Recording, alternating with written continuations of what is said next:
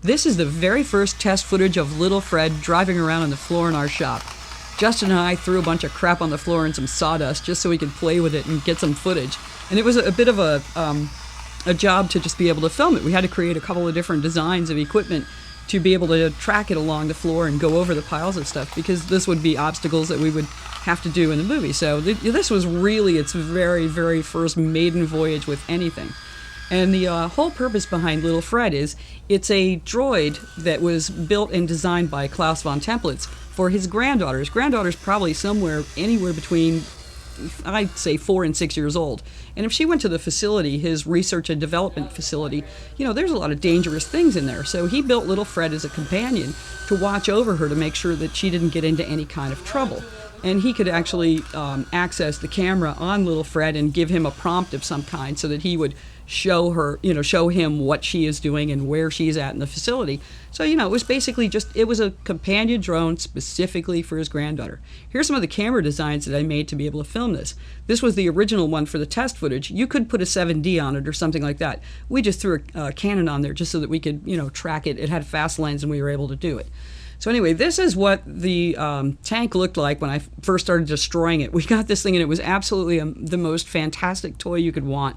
It made noises. It had lights on it. The gun would move. It would idle. It was really, really a fantastic toy. And the first thing I did after we ran the batteries out of it one time was I ripped it apart with a Phillips head screwdriver and a pair of pliers and a pair of wire cutters. And Paul and Logan were just horrified. They were like, that beautiful toy, and you just destroyed it. Well, once I got into it, you could see that it actually had transmissions of some kind in there, and it was geared really well. It had all kinds of great, great features to it. It even had active suspension, and each wheel actually went up and down, which you can't see in this. So I thought that'd be a great platform for Little Fred. Little Fred was a robot I built years ago, and I really, really loved him, but he didn't work well, and then he got wiped out by a hurricane. So I saved the little pieces of him because I loved him so much, and I wanted him to live again one day, but I just didn't know how. So this is the golden opportunity. So I just stuck him on there and looked at him, and I did a couple of drawings, put it on LiveLeak for a vote, and everybody voted on what to do, so ta-da, I started doing it. I put a project box on top of the little platform, the what's left of the tank, and I put some aluminum on there with nuts and bolts, and I used silicone so they couldn't vibrate loose.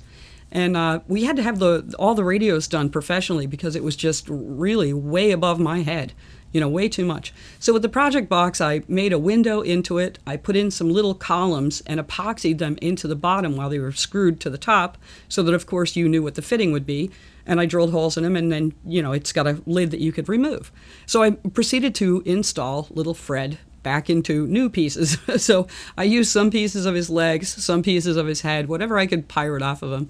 And I know when you're looking at this, you're probably going, I know what toy that's from. I had that toy, or my daughter had that toy.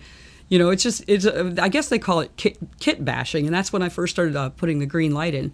And then we actually made the green light work, recently. We always wanted it to work, but it was just not feasible at the time. I mean, there's so many wires inside of him, and it takes 2 people to run him, and it's 2 radios, and I believe there are 3 receivers inside him, and there's a multitude of different batteries that run all the different functions on him.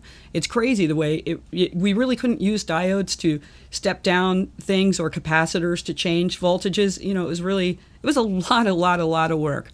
So anyway, that's where Little Fred was at, and I think he looked awesome, and then I had to make him look real dirty. That's me actually about 20 years ago, and I made that for a camera. By the way, that's not my shirt. That was somebody else's shirt that they loaned me because I got paint on mine. And here's little Fred coming through, and this was his very first test when we put the light on him, so you get to see him really run around. But this has been a heck of a ride with Little Fred, and I hope you guys enjoy him. And who wants a Little Fred? I mean, if we started selling Little Freds, who's going to want one of these guys? I think they're awesome. You can really see it. What was that? Yeah.